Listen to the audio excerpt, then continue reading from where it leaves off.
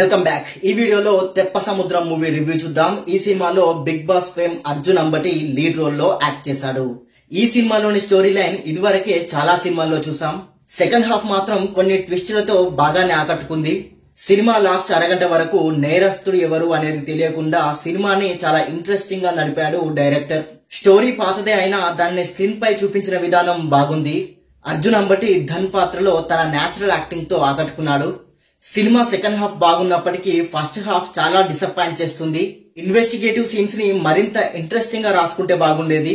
First half లో cinema చాలా స్లోగా సాగుతుంది అండ్ లవ్ ట్రాక్ బోరింగ్ గా ఉంటుంది. యాక్టర్ చైతన్యరావు తన పాత్రకి డబ్బింగ్ చెప్పకపోవడంతో తన సీన్ లోని ఇంపాక్ట్ మిస్ అయింది. కామెడీని క్రియేట్ చేయడానికి ట్రై చేశారు కానీ అది వర్కౌట్ కాలేదు. ప్లస్ పాయింట్స్ విషయానికి వస్తే సెకండ్ హాఫ్ లో వచ్చే కొన్ని ట్విస్టులు, background score and cinematography, Arjun Ambati natural acting ఈ సినిమాకి ప్లస్ అయ్యాయి.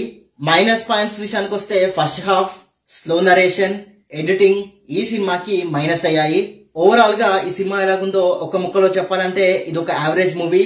ఫస్ట్ హాఫ్ బోరింగ్ గా సహనానికి పరీక్ష పెడుతుంది. సెకండ్ హాఫ్ కొన్ని ట్విస్టులతో బాగుంది. One time watchable. ఈ సినిమాకి నేను ఇచ్చే రేటింగ్ 5 కి 2.5 star rating. And thank you for watching. Please subscribe Chaturya TV.